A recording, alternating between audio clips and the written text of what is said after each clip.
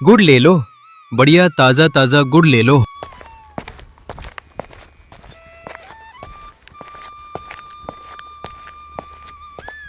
रामपुर एक बेहद खूबसूरत और शांत गांव था, जहां की सुबह आमतौर पर चिड़ियों की चहचहाहट से होती थी।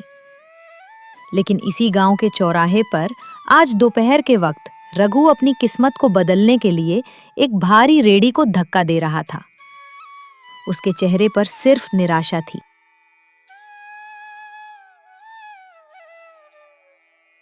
गुड़ ले लो भाई, एकदम शुद्ध, ताजा और मीठा गुड़ ले लो।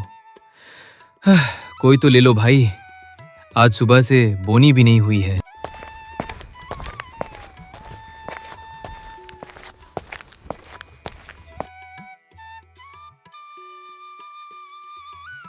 अरे रघु बेटा, कल भी तो यही गुड़ लाया था। क्या तेरे खेत में इस गन्ने और गुड़ के अलावा कुछ और नहीं उगता? अब तो घर के बच्चे भी रोज रोज गुड़ देखकर मुंह बनाने लगे हैं। रघु बेटा, मेरी बात मानो तो कुछ नया करने की कोशिश करो। क्या करूं चाची, इस बार खेत में गन्ने की फसल इतनी ज्यादा हुई है कि घर पर गुड़ का अंबार लग गया है।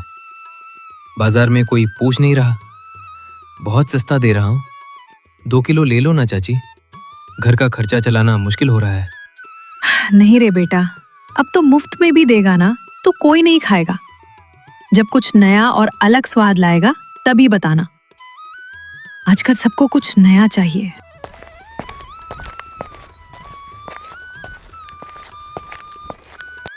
इतना कहकर कमला चाची वहां से चली जाती हैं और बेचारा रघु उदास होकर उन्हें बस जाते हुए ही देख सकता था।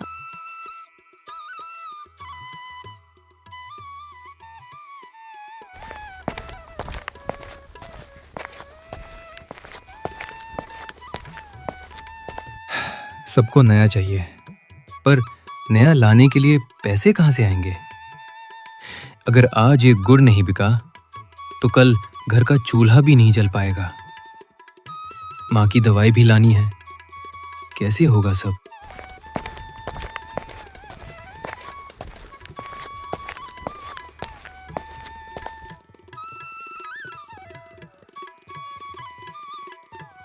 क्या बात है रघु भाई, आज फिर ये गुड़ का ढेर वापस घर ले जाने की तैयारी है क्या?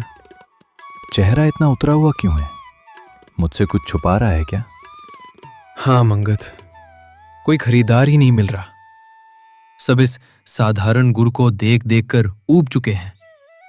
समझ नहीं आता कि इतने सारे गुड़ का अब मैं क्या करूं? इसे नदी में बहा दूं या कौड़ियों के दाम बेच दूं? रघु यार, तू बिल्कुल भी चिंता मत कर।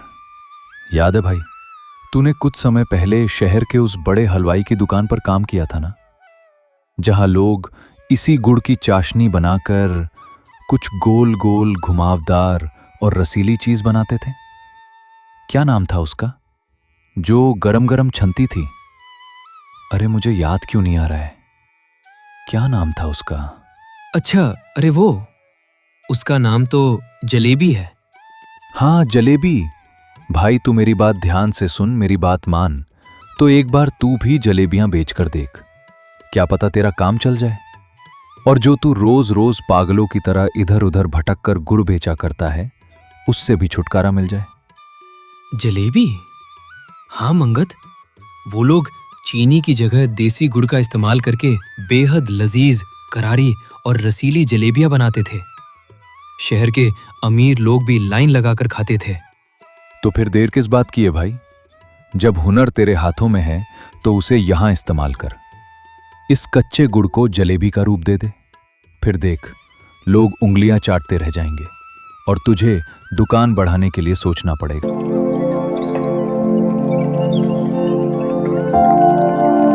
उस दिन रघु पूरी रात बैठे बैठे मंगत की बातों को सोचता रहा और सोया नहीं।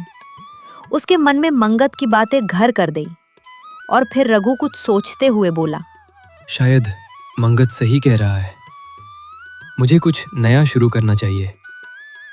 मैं ऐसे ही हार नहीं मानूंगा। अगर मैं इस गुड़ को सीधे बेचने के बजाय इसका रूप बदल दूं तो शायद बात बन जाए। थोड़ी मेहनत ज्यादा सही, पर कोशिश तो करनी होगी। किस्मत के भरोसे बैठने से बेहतर है कर्म करना।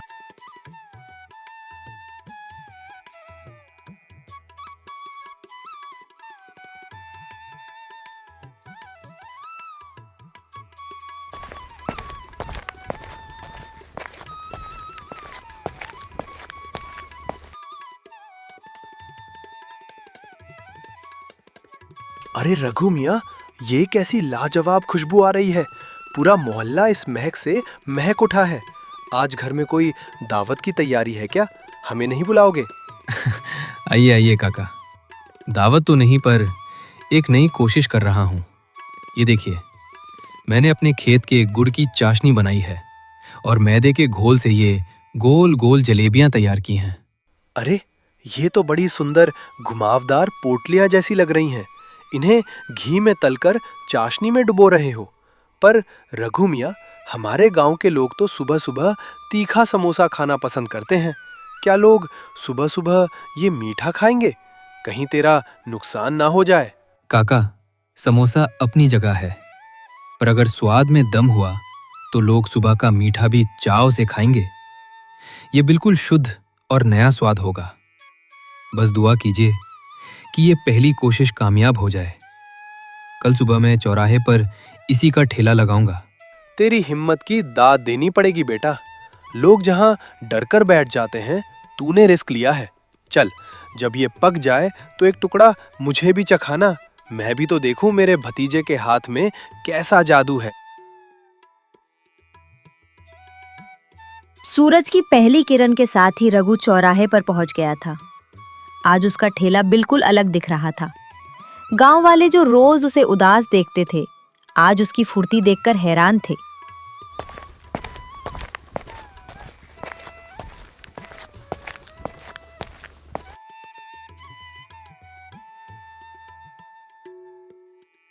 अरे रघु, आज तेरा ये ठेला बड़ा चमक रहा है। इस बड़ी कड़ाही में क्या उबाल रहा है भाई?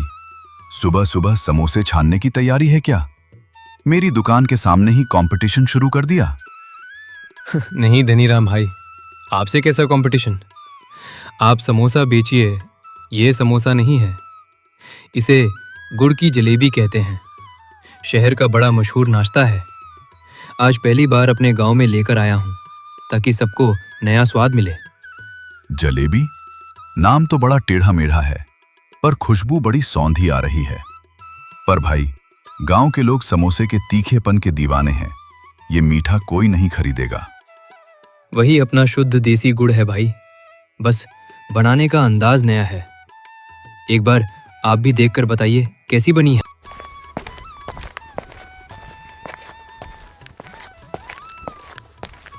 अरे रघु बेटा, क्या बात है? आज तो कुछ नया ही नजर आ रहा है तुम्हारे ठेले पर। क्या हुआ? आज तुम गुड़ नहीं लाए बेचने के लिए? नहीं बाबा, अब से मैं गुड़ नहीं बेचूंगा। गांव के सभी लोग गुड़ का स्वाद चखकर थक चुके हैं। अब सभी को कुछ नया चाहिए था, तो मैंने अपने ठेले पर गुड़ से बनी जलेबियां बनाना शुरू कर दिया है।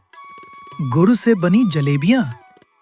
बेटा, ये दिखने में तो बड़ी कुरकुरी लग रही है, लेकिन क्या ये तुम्हारी गुड़ से बनी जलेबियां हम बुजुर्गों के खाने लायक है? मेरे दांत अब सख्त चीजें नहीं चबा पाते। डॉक्टर ने भी कड़क चीजें खाने से मना किया है। बाबा, आप बिल्कुल चिंता मत करो। ये ऊपर से जितनी करारी है, अंदर से उतनी ही रसीली। मुंह में जाते ही मावे की तरह घुल जाएगी। आप बस एक बार जरा सा चक्कर देखिए। पैसे मत दीजिएगा। अच्छा, तो फिर बेटा एक काम कर, मुझे फिर 20 रुपए की खिला दे अपनी गुड़ की जलेबियां। ठीक है बाबा, बस 1 मिनट रुकिए, मैं गर्मा गर्म छान कर देता हूँ।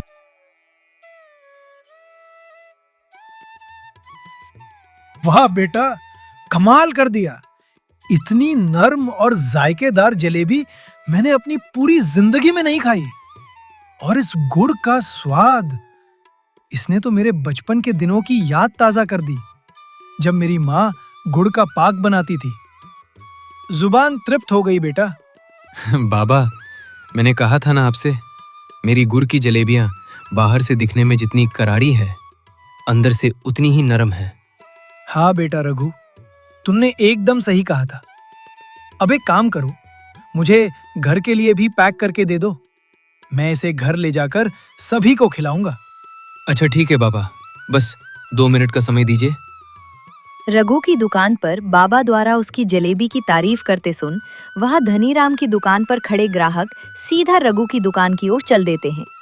धीरे धीरे रघु की दुकान पर भीड़ जमा हो जाती है।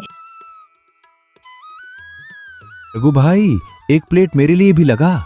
कल तो तू रोने की कगार पर था और आज तूने यहाँ मेला लगा दिया। अब जल्दी जल्दी इसका स्वाद सबको चखा दे, लोग बेताब हैं। हाँ मंगत भाई, सबको दूंगा, बस थोड़ा संयम रखिए, गर्मा गर्म छन रही है। दोपहर होते होते रघु का सारा गुड़ खत्म हो चुका था, लेकिन कच्चे गुड़ के रूप में नहीं, बल्कि रसीली जलेबियों के रूप में। रघु ने आज पहली बार अपने हाथ में इतनी कमाई देखी थी। उसकी आंखों में खुशी के आंसू थे और मन में एक नया हौसला। जैसे जैसे दिन बीते, रघु की जलेबी की धूम आसपास के गांवों तक पहुंच गई। लेकिन काम बढ़ने के साथ साथ रघु के सामने एक नई मुसीबत आ खड़ी हुई। वो अकेला था और संसाधन कम थे। क्या बात है रघु मियाँ, काम तो माशाल्लाह बहुत बढ़िया चल रहा है, पर आज चेहरे पर वो रौनक नहीं है। बहुत थके हुए लग रहे हो, तबीयत तो ठीक है ना? काका, काम तो बहुत है, पर हाथ सिर्फ 2 है। लोग मेरी जलेबियां बहुत पसंद कर रहे हैं, पर कढ़ाई छोटी होने के कारण एक बार में सिर्फ थोड़ी सी ही जलेबियां निकल पाती हैं। लोग आधे आधे घंटे इंतजार करते हैं और कभी कभी गुस्से में चले जाते हैं। अकेले मैदा फेंटते फेंटते हाथ जवाब दे रहे हैं। अरे पगले, ये तो तरक्की की निशानी है, इसमें उदास क्यों होना? एक काम कर, कल दुकान बंद रख, शहर जा और एक बहुत बड़ी लोहे की कढ़ाई और आधुनिक भट्टी लेकर आ। और सुन, गांव के 1-2 बेरोजगार लड़कों को काम पर रख ले, उन्हें भी रोजगार मिलेगा और तेरा हाथ भी बढ़ जाएगा। पैसे तो आ रहे हैं काका, पर क्या ये काम हमेशा टिकेगा? कहीं लोग कुछ दिन बाद ऊब गए और मैंने शहर जाकर बड़ा निवेश कर दिया, तो मेरी सारी लागत डूब जाएगी। मैं एक गरीब किसान का बेटा हूं, डर लगता है। बेटा, मेहनत और ईमानदारी का स्वाद कभी पुराना नहीं होता। तूने साधारण गुड़ को एक नई पहचान दी है। अब डरना छोड़ और खुद को बड़ा व्यापारी बनाने की सोच, आगे बढ़, पूरा गांव तेरे साथ है। रघु ने रहमान काका की बात मानी और दूसरे शहर से एक बड़ी सी कढ़ाई ले आया और अपने ही गांव के 2 लोगों को काम पर भी रख लिया। धीरे धीरे उसकी जलेबियों की मिठास हर जगह फैलने लगी। अरे रघु, ये क्या मजमा लगा रखा है तुमने? पूरा रास्ता जाम हो गया है। क्या बात है भाई? प्रणाम मुखिया जी। प्रणाम साहब लोग। कुछ नया प्रयास किया है। ये हमारे खेत के गन्ने से बने शुद्ध गुड़ की जलेबियां हैं। आप लोग थके हुए लग रहे हैं, जरा चक्कर देखिए, आपकी थकान दूर हो जाएगी। क्या गुड़ की जलेबियां? मैंने तो पहले कभी भी नहीं खाई हैं। अच्छा, जब तुम कह ही रहे हो तो लगा दो फिर 2 प्लेट।